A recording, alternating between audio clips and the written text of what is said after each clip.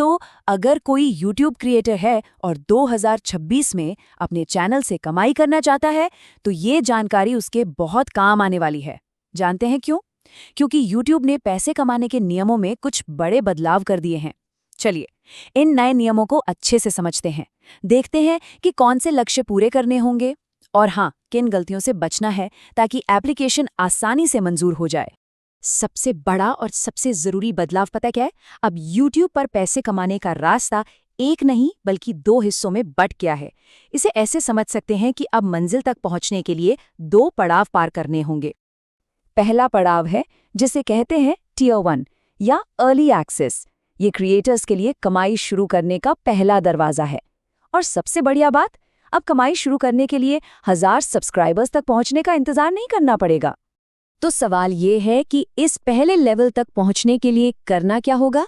देखिए, चाहिए सिर्फ 500 सब्सक्राइबर्स। पिछले 90 दिनों में कम से कम 3 वीडियो अपलोड होने चाहिए और इसके साथ 2 में से कोई एक टारगेट पूरा करना है। या तो पिछले 1 साल में 3000 घंटे का वॉच टाइम या फिर पिछले 90 दिनों में 30 लाख शॉर्ट्स व्यूज। अच्छा, तो Tier 1 पूरा करने पर मिलता क्या है? ये बड़ा दिलचस्प है। देखिए, इस लेवल पर वीडियो विज्ञापनों से सीधे पैसे तो नहीं मिलेंगे, लेकिन फैन फंडिंग के दरवाजे खुल जाते हैं। इसका मतलब है कि दर्शक सीधे सपोर्ट कर पाएंगे, सुपर थैंक्स भेजकर, चैनल की मेंबरशिप लेकर या फिर YouTube शॉपिंग के जरिए। चलिए, अब बात करते हैं दूसरे और आखिरी पड़ाव की, Tier 2। ये है वो मंजिल जहां से विज्ञापनों के जरिए असली कमाई शुरू होती है। ये YouTube मोनेटाइजेशन का वही पुराना तरीका है जिसका इंतजार हर क्रिएटर को होता है। अब फुल मोनेटाइजेशन के लिए जाहिर है लक्ष्य भी बड़े हैं। यहाँ 1000 सब्सक्राइबर्स की जरूरत होगी और इसके साथ या तो पिछले 1 साल में 4000 घंटे का वॉच टाइम पूरा करना होगा या फिर पिछले 90 दिनों में 1 करोड़ शॉर्ट्स व्यूज। और जैसे ही ये मंजिल पार हुई, समझिए काम हो गया। YouTube वीडियो पर दिखाए गए विज्ञापनों से होने वाली कमाई का हिस्सा देना शुरू कर देता है। इतना ही नहीं, जो YouTube प्रीमियम सब्सक्राइबर्स वीडियो देखते हैं उनसे भी कमाई होती है। मतलब यहीं से एक रेगुलर इनकम शुरू होती है। तो क्या बस सब्सक्राइबर्स और वॉच टाइम का टारगेट पूरा हो गया और काम खत्म? बिल्कुल नहीं। असल में ये तो कहानी का सिर्फ एक हिस्सा है। 2026 में एक और बहुत जरूरी बात है जिसे समझना होगा।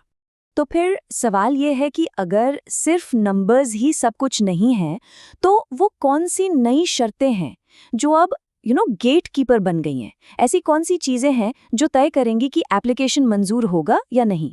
और इसका जवाब है नए क्वालिटी रूल्स। जी हाँ, 2026 में YouTube की जो रिव्यू प्रोसेस है वो पहले से कई ज्यादा सख्त हो गई है। अब वो सिर्फ नंबर नहीं देख रहे, बल्कि कंटेंट की क्वालिटी भी जांच रहे हैं। और इनमें 3 नियम तो सबसे ज्यादा जरूरी हैं। पहला, कंटेंट ओरिजिनल होना चाहिए। किसी और के वीडियो क्लिप्स को बस जोड़कर अपलोड कर देना अब नहीं चलेगा, जब तक कि उसमें अपनी कोई खास टिप्पणी या जानकारी न जोड़ी जाए। दूसरा, AI का इस्तेमाल। अगर वीडियो या आवाज बनाने में AI की मदद ली है तो ये साफ साफ बताना जरूरी है। और तीसरा, चैनल पर कोई भी कम्युनिटी गाइडलाइन स्ट्राइक एक्टिव नहीं होनी चाहिए। ठीक है, तो मान लेते हैं कि सारे टारगेट्स पूरे हो गए, क्वालिटी रूल्स भी फॉलो कर लिए। अब अगला कदम क्या है? चलिए अब एप्लीकेशन प्रोसेस पर एक नज़र डालते हैं। ये प्रोसेस काफ़ी सीधी है, बस 5 स्टेप्स हैं। सबसे पहले अपने गूगल अकाउंट पर 2 स्टेप वेरिफिकेशन ऑन करना है। फिर YouTube स्टूडियो में अर्न टैब पर जाना है। जैसे ही टारगेट्स पूरे होंगे, वहां अप्लाई नाउ का बटन दिखने लगेगा, उस पर क्लिक करना है। इसके बाद अपना एडसेंस अकाउंट लिंक करना होगा। और बस आखिरी स्टेप है इंतजार करना।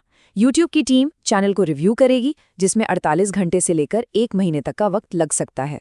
एक बात हमेशा याद रखनी चाहिए, YouTube पर सफलता ना एक मैराथन है, कोई 100 मीटर की रेस नहीं।